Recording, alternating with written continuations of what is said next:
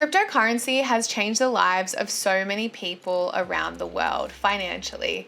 Bitcoin has been one of the fastest and highest growing assets of all time. Now, I'm one of those people who my life was changed from Bitcoin. My life was changed from Ethereum. I recently quit my job. I was working full time for a technology company and I quit my job to go full time in cryptocurrency, and it was one of the best decisions I ever made. Now, this video is going to go through 5 of the most undervalued coins for the 2021 bull run that I see skyrocketing at the end of this year. Now, just remember that this video is not financial advice. I'm not a financial advisor. This video is purely for educational purposes only. Now, being successful in cryptocurrency is all about patience and positioning yourself in the right spot to make those gains. Now, we're looking at the total cryptocurrency market capitalization and volume, and we can see that it's in the trillions, and also that since its humble beginnings, it has been on the trend upwards. Now, the longer that something stays within the trend, and not saying that there hasn't been downturns, that there hasn't been volatility, but overall the trend has moved upwards. And when this happens, historically, that asset or the group of assets or subcategory of assets become more stable, they become more secure, and they become more dependable. So just to show you an example like this, let's look at Solana's chart. Now, if you bought Solana back in 2020 in November, you would have paid almost $1.35 for a Solana. And at the peak, you were looking at nearly 200 USD for a Solana. That's over 11,000% gain in under a year. Looking at VeChain's chart is really interesting because I actually purchased VeChain at 1 cent in August last year.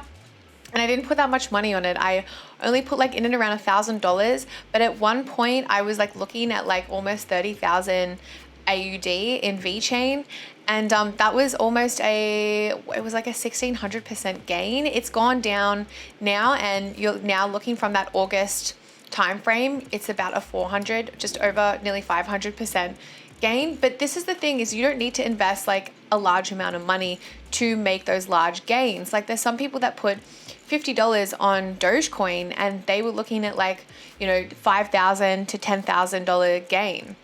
That's the beauty of cryptocurrency, is you don't need a lot. You just need to look out for those altcoin gems. So the market has taken a pretty serious dip, but I just see this as an opportunity to fill my bags for the last leg of this bull run. I believe that Bitcoin is potentially going to $100,000, and we need these corrections in order to get the next legs up. Now, I don't really waste my time with many meme coins. I have traded them before, but this video is going to be purely focused on coins with a lot of use case and coins that can develop that traction pretty quickly. Okay, so the first coin on our list is a coin called Phantom, and it really has sprung into the limelight out of nowhere. It is seen as a potential Solana competitor. Now, it has been listed very recently on a number of reputable exchanges in the past few months, which is really good because it means that a lot more people have access to it. Some of the most important fundamentals of Phantom is that it uses something called a DAG instead of a blockchain. It has almost instant transactions. Transactions cost only a fraction of a cent, and that it is Ethereum compatible. I always believe that this is very essential for a lot of Ethereum competitors, for a lot of coins, that you can deploy and run your Ethereum dApps on it. So Phantom is rewarding developers. It's announcing a $370 million incentive program for builders. So this is to incentivize coders, developers, people in DeFi, NFTs, to start utilizing Phantom. I see Phantom really making headway within the DeFi world. So they have something called Phantom Finance, which is an all-in-one DeFi suite. Mint, trade, lend, and borrow digital assets directly from your wallet. Near zero fees and instant transactions. DeFi is for everyone. So Phantom Finance is encompassing all the really good aspects of DeFi. You can stake your FTM and use it as collateral for DeFi, which is amazing. You can mint dozens of synthetic assets, including cryptocurrencies, national currencies, and commodities. They've got a similar framework to Aave where you can lend and borrow digital assets to trade and earn interest without losing exposure to your FTM. So Fireblocks HQ now supports FTM, which is insane. Curve Finance, one of the biggest DeFi platforms out there, introduced a pool factory on Phantom. So they're really beginning to make headway. They're really starting to push forward as a serious Ethereum competitor layer 1 solution. So the next coin is Mina, and they claim to be the lightest or the smallest cryptocurrency to exist currently.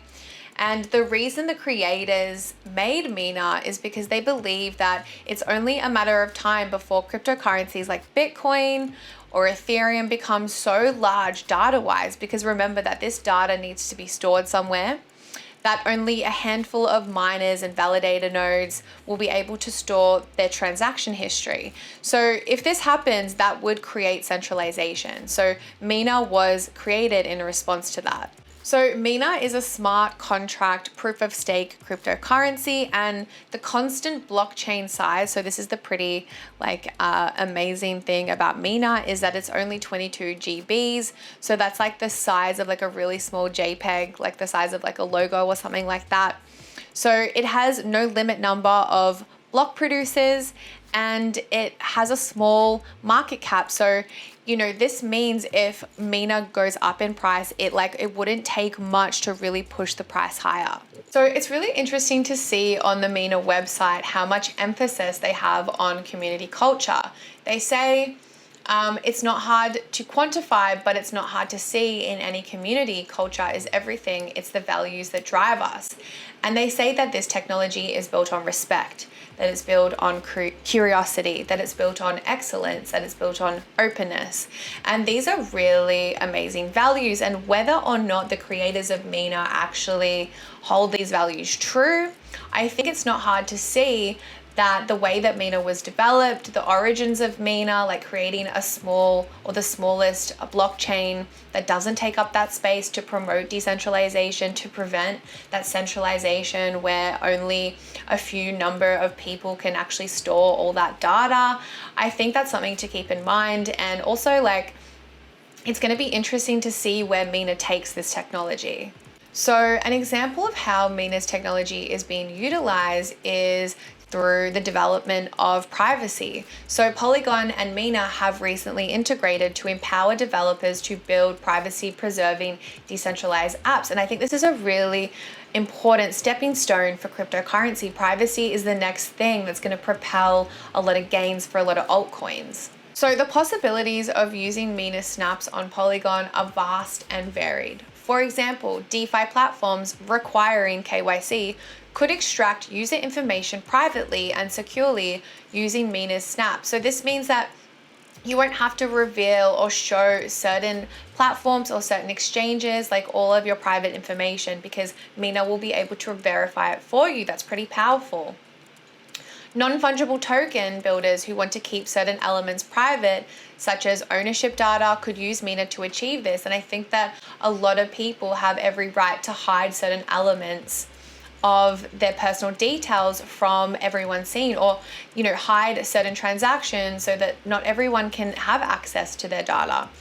Additionally, social media dApps can verify that users are real people without requiring them to share personally identifiable information. So it's kind of like walking through an airport and not needing to show your documents, because you have a verifiable code that lets them know that you are, or you have everything that you need and you are who you are, without having to show the entire world or having to showcase all your documents and all your personal information. So the next coin on our list is Hedera Hashgraph. So they are cracking the enterprise blockchain space, and they have so many solid partnerships and institutional adoption. So they have a bunch of really successful leading organizations that are supporting this project. Now, I'm not the biggest fan of Hedera because I really like to support more of a decentralization aspect in cryptocurrency. But I have to admit that when you have such strong partnerships and you have such strong institutional adoption, it's hard for this thing to fail. So some of the reasons I don't love Hedera is that it's not open source. It's only open for review, which is very like unlike most blockchain technologies. Hedera doesn't have any slashing. So just if you didn't know, slashing is where a validated node loses some of its stake supply because it engaged in malicious activity. So the fact that it doesn't have any slashing, you really have to question how decentralized is this thing ever going to be, and is that even something they really want to do? Just something to keep in mind. But yeah, as I said, so many solid partnerships. It's going to be really hard for this thing not to fail when it has such like big, some of the world's biggest leading organizations supporting it. So this next coin is such a sleeping giant, Energy Web token. Now, as the world gets more progressive, it gets more environmentally conscious, Energy Web token is going to take the world by storm because it's the first open source blockchain platform tailored specifically for the energy sector. So you would have heard of this thing called carbon credits, or you would have heard of just like carbon taxation in general, where governments are taxing organizations for their carbon, and that's going to become more of a normality as growing concerns of environmentalism and climate change get bigger and bigger, and they're already pretty big. But Energy Web is a decentralized open source blockchain that wants to enable like the buying and selling of clean energy, which you have to admit, that's already a step up from the current carbon credit system. So Energy Web comprises of more than 100 utilities, grid operators, renewable energy developers, and corporate energy buyers. And not just that, like it has team members with like long-standing track records within the renewable energy industries. Now, I think the biggest thing for Energy Web token is like the massive shift that's coming. It's just on the horizon for the world in general towards clean energy. Now, it hasn't been the biggest like coin on people's radar because a lot of people aren't ready, or a lot of like governments, nations, populations aren't ready to move fully into renewables, but it is on the horizon and it's definitely making its way forward. Just to give you an idea of what the token does, the token protects the network against misbehavior, compensates validators via transaction fees and block awards, and can be used to pay for services that streamline and enhance dApps. So the final coin on our list today is Alpha Finance, which is one of my personal favorite DeFi coins or tokens.